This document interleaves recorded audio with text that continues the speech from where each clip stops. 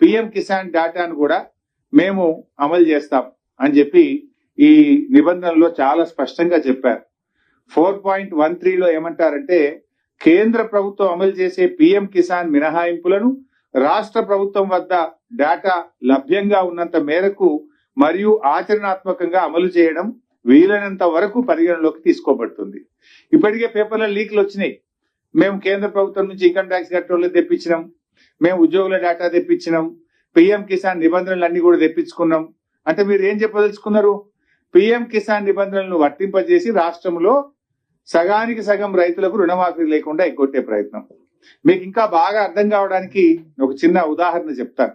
రైతు బంధు కింద మన రాష్ట్రంలో రైతు బంధు పొందిన రైతులు ఎందరు అంటే 68,99,079 మంది రైతులకు రైతు బంధు వచ్చింది. పిఎం కిసాన్ ఎంత మందికి వచ్చింది? 30,36,000 మందికి పిఎం కిసాన్ వచ్చింది. అంటే సగం మంది కూడా రాలేదు. అంటే దాదాపు 69 లక్షల మంది రైతు బంధు వస్తే 30 లక్షల మందికి మాత్రమే పిఎం కిసాన్ వచ్చింది. అంటే 39 లక్షల మంది రైతులు ఎగిరిపోయినట్టే కదా. పిఎం కిసాన్ నిబంధనలు అమలు చేయడం అంటే 39 లక్షల మంది రైతులకు రుణమాఫీకి దూరం చేయడమే. రైతు బంధు అందుకున్నది 69 లక్షలు అయితే పిఎం కిసాన్ అందుకున్నది 30 లక్షలు.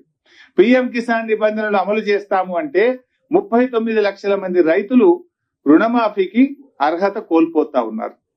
అదేవిధంగా మీరు డబ్బులో చూడండి, రైతు బంధు కింద ఒక సంవత్సరానికి మనం ఇచ్చే డబ్బు 15,248 కోట్లు. పిఎం కిసాన్ కింద ఇచ్చేటువంటి డబ్బు ఒక సంవత్సరానికి 1,821 కోట్లు.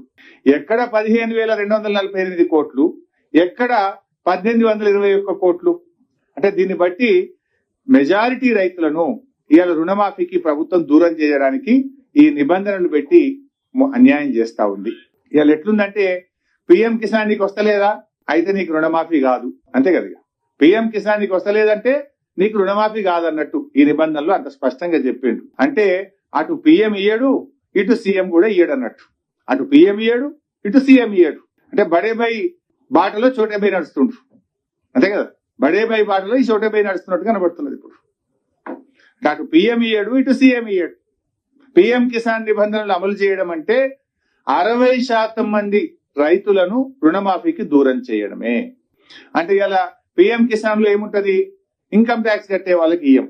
ఇవాళ రైతులు ఏమైపోయింది, తమ పిల్లలు విదేశాల్లో చదువుకోవాలన్నా, తాము ఇల్లు కట్టుకోవాలనుకున్నా, తాము ఏదైనా వాహనం కొనుక్కోవాలంటే కూడా ఐటీ రిటర్న్స్ ఉంటేనే లోన్లు వస్తా ఉన్నాయి బ్యాంకుల్లో. అంటే ఇవాళ పిల్లల చదువుల కోసమో, ఇల్లు కట్టుకోవడం కోసమో, ఓ ట్రాక్టర్ కొనడం కోసమో, వాహనం కొనడం కోసమో రైతు ఇన్కమ్ ట్యాక్స్ ఫైల్ చేస్తే అతను రుణమాఫీకి అనర్హుడు. ఇలా కార్మికులు ఉంటారు, ఆర్టీసీ కార్మికులు, సింగరేణి కార్మికులు, ఎంతో మంది 4th క్లాస్ ఎంప్లాయీస్, చిరు ఉద్యోగులు, రిటైర్డ్ పెన్షనర్లు, వాళ్ళందరినీ కూడా రుణమాఫీకి దూరం చేసింది కదా. ఉపాధ్యాయులు, ఉద్యోగులు, రిటైర్డ్ ఉద్యోగులు, పెన్షనర్లు, ఆర్టీసీ కార్మికులు, సింగరేణి కార్మికులు, 4th క్లాస్ ఎంప్లాయీస్, ఈ చిన్న వాళ్ళందరినీ కూడా ఇవాళ మీరు రుణమాఫీకి దూరం చేసే ప్రయత్నం చేస్తా ఉన్నారు. అంటే గతంలో మా ప్రభుత్వం ఉండే, మేము రుణమాఫీ చేసినప్పుడు ఈ పిఎం కిసాన్ నిబంధనలు పెట్టలేదు, ఇలాంటి కోతలు మేము ఆలోచించలేదు. ఆ రోజు ఆయన రైతా కాదా, బ్యాంకులో క్రాప్ లోన్ తీసుకున్నాడా లేదా, పాస్బుక్ ఉందా లేదా, ఉంటే రుణమాఫీ చేయమన్నా. కానీ మీరు ఒకటి కుటుంబం నిబంధన అయితే ఒకరికే రేషన్ కార్డు లేకపోతే నీకు రాదు, పిఎం కిసాన్ నిబంధన నీకు పిఎం కిసాన్ డబ్బులు వస్తలేవా, నీకు రుణమాఫీ రాదు. ఈ రకంగా మీరు కోతలు పెడతా ఉన్నారు. అంటే రైతుల సంఖ్యను గణనీయంగా తగ్గిస్తున్నటువంటి పరిస్థితి ఉంది.